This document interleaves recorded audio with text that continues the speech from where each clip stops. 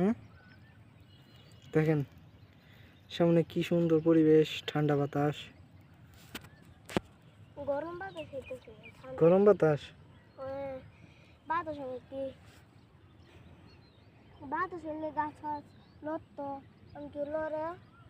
তার জন্য আপনার ভালো লাগে না? না। আরে, দেখেন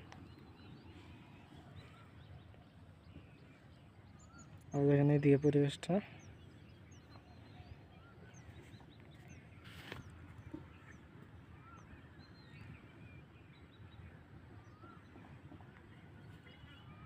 সবুজ ঘাসপালা। আর আমাদের এটা হচ্ছে আফিফ মাহমুদ। তার নাকি ভালো লাগে না?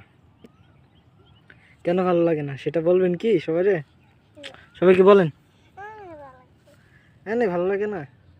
আপনার মুখটা দেখি, মুখটাই দিকে ঘুরান।